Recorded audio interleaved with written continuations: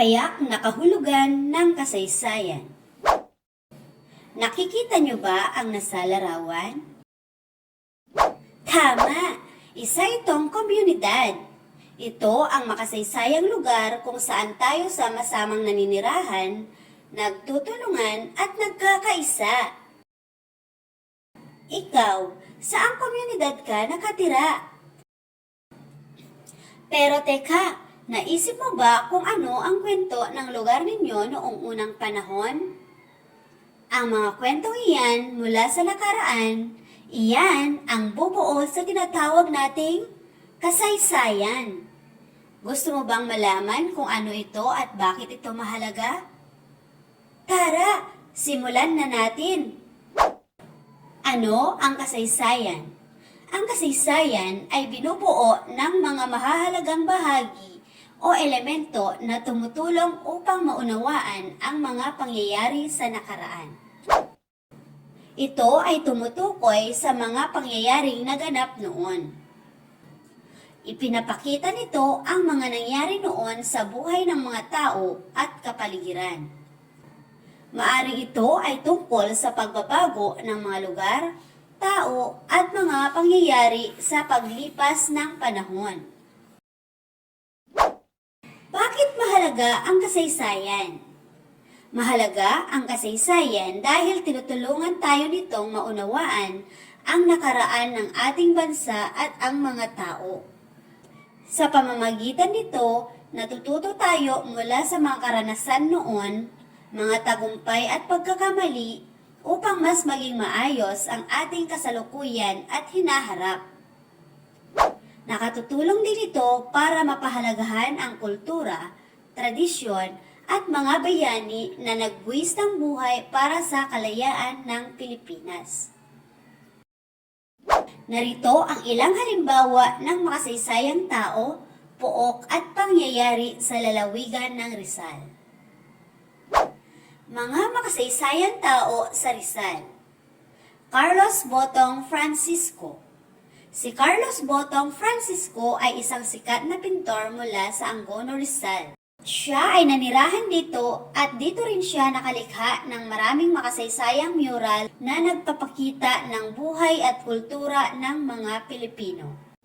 Lucio San Pedro. Si Lucio San Pedro ay isang tanyag na kompositor mula sa Angono, Rizal. Dito siya lumaki at nanirahan, at dito rin siya nakalikha ng mga magagandang musikang Pilipino. Isa sa kanyang pinakasikat na obra ay ang Sa Ugoy ng Duyan. Mahalaga siya dahil nagbigay siya ng magagandang awitin para sa mga Pilipino. Ipinakita rin niya ang talento ng mga taga-Rizal sa musika, at isa siya sa mga kinikilalang kompositor sa bansa.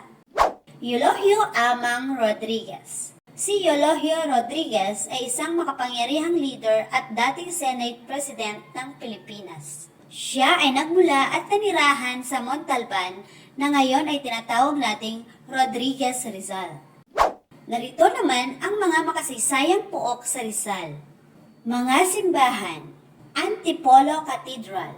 Ito ay isang makasaysayang katedral na matatagpuan sa Antipolo City. Itinatag ito noong 1578 at kilala bilang tahanan ng milagrosong imahen ng Birhen ng Antipolo.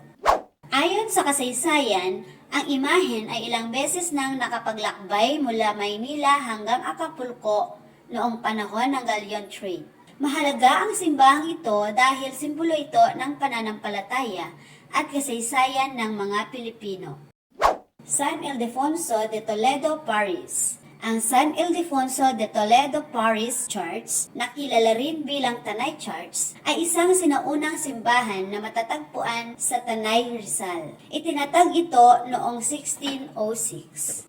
Ito ay naging makasaysayan dahil isa ito sa pinakamatandang simbahan sa lalawigan. Kilala rin ito sa matibay na istrukturang nakaligtas sa lindol at digmaan, at nagsilbi rin itong sentro ng pananampalataya at kultura ng mga taga-Tanay. Pinapakita nito ang sining at kasaysayan ng mga sinaunang Pilipino. Nuestra Señora de la Anunciata Parish Church or Old Boso-Boso Church. Ito ay isang makasaysayang lumang simbahan na matatagpuan sa Antipolo City. Ito ay itinayo ng mga Heswita noong ika-16 na siglo. Sa kabila ng pagkasira nito noong digmaan, naibalik at naayos ang simbahan kaya nanatili ang itsura at ganda nito. Ang simbahan na ito ay mahalaga dahil isa ito sa mga pinakamatandang simbahan sa Rizal. Sumisimbolo ito ng pananampalataya at kasaysayan. Diocesan Shrine and Parish of St. Jerome na makikita sa Morong, Rizal. Ang Diocesan Shrine and Parish of St. Jerome ay isang makasaysayang simbahan na matatagpuan sa Morong. Ito ay kilala sa maganda at lumang baroke na disenyo. Itinayo ito sa tulong ng mga manggagawang inchik, kaya makikita sa labas ng simbahan ang mga palamuti tulad ng Chinese lions. Ang simbahan ay mahalaga dahil isa ito sa mga lumang simbahan sa Rizal. Ipinapakita nito ang kasaysayan at kultura ng mga Pilipino. Mga pantayog at museo. Hunters ROTC Gorillas Monument. Ang Hunters ROTC Gorillas Monument ay isa sa makasaysayang pantayog na matatagpuan sa Cainta. Ito ay alay sa mga sundalong Pilipino at Amerikano na lumaban sa mga Hapones noong ikalawang digmaang pandaigdig. Ipinapaalala nito ang kanilang katapangan, sakripisyo at pagmamahal sa bayan. Makikita rin dito ang alaala ng mga kabataang sundalo na naglakas loob na makipaglaban para sa kalayaan ng Pilipinas kahit sila ay estudyante pa lamang. Morong Museum. Ito ay isang museo na matatagpuan sa Morong, Rizal. Dito makikita ang mga lumang gamit mula sa panahon ng Song at Ming dynasties sa China. Ipinapakita ng mga bagay na ito na ang mga sinaunang taga-Morong ay may pakikipagkalakalan sa mga Chino noong unang panahon. Mahalaga ang museo dahil nagpapakita ito ng kasaysayan ng Morong.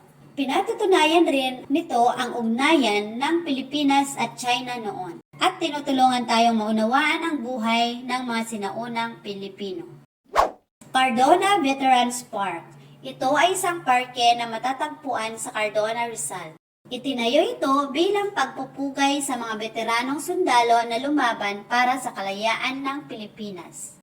Mahalaga ang lugar na ito dahil nagpapaalala ito ng kabayanihan ng mga sundalo. Ipinapakita rin ang pagmamahal sa bansa. Lugar din ito ng paggalang at pag-alala sa mga bayani. Narito naman ang mga mahahalagang makasaysayang pangyayari sa Rizal. Pagtuklas sa Angono Petroglyphs. Ang Angono Petroglyphs ay isa sa pinakamahalagang natuklasang sinaunang guhit sa bato sa Pilipinas. Ipinapakita nito ang buhay, paniniwala at kultura ng mga sinaunang Pilipino noong unang panahon. Tradisyon ng pagsamba sa Antipolo. Ang Antipolo Cathedral ay isang kilalang simbahan sa Antipolo, Rizal na matagal nang dinarayo ng mga deboto lalo na tuwing mahal na araw at buwan ng Mayo. Ito ay naging makasaysayan dahil dito matatagpuan ang debosyon sa Our Lady of Peace and God Voyage na isa sa pinakatanyag na pananampalataya sa bansa. Kilusan noong panahon ng Rebolusyon. Noong panahon ng mga Espanyol, maraming lugar sa dating Morong na ngayon ay kilalang Rizal ang naging bahagi ng pakikipaglaban ng mga Katipunero. Dito ipinakita ng mga tao ang kanilang tapang at pagmamahal sa bayan sa pamamagitan ng pagsali sa revolusyon upang makamit ang kalayaan ng Pilipinas mula sa mga Espanyol. Pananakop ng mga Hapon o World War II. Noong ikalawang digmaang pandaigdig, ang mga kabundukan ng Rizal ay naging taguan ng mga gerila na lumaban sa mga Hapones. Mula sa mga lugar na ito, nag-organisa sila at nakipaglaban upang protektahan ang bansa at ipaglaban ang kalayaan ng Pilipinas. Pag-unlad ng turismo sa Hinulugang Taktak. Ang Hinulugang Taktak Protected Landscape ay isang sikat na talon sa Antipolo na matagal nang dinarayo ng mga tao mula noon hanggang ngayon. Ito ay naging makasaysayan dahil isa ito sa mga pangunahing likas na yaman ng Rizal na patuloy na pinapangalagaan. At mahalaga rin ito sa kultura at turismo ng Antipolo bilang isang kilalang pasyalan ng mga bisita at lokal na mamamayan. Lagi po nating tandaan, mahalaga ang kasaysayan dahil tinutulungan tayo nitong maunawaan ang ating pinagmulan. Sa kasaysayan, natututo tayo sa mga karanasan ng mga tao noon.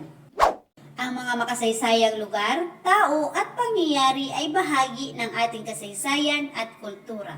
Ang pag-aaral ng kasaysayan ay pagpapahalaga sa ating pagkakakilanlan bilang Pilipino. Ngayon, subukan naman nating sagutin ang mga sumusunod na gawain.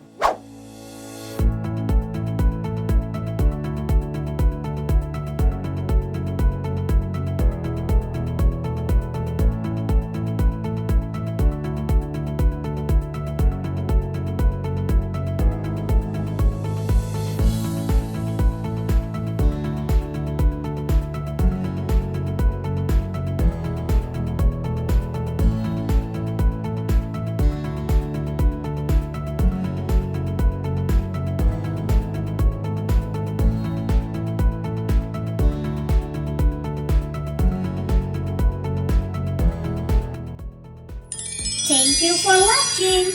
Please don't forget to like, share, and subscribe and turn on the notification bell so you'll be updated for our next lesson. Goodbye and see you next time!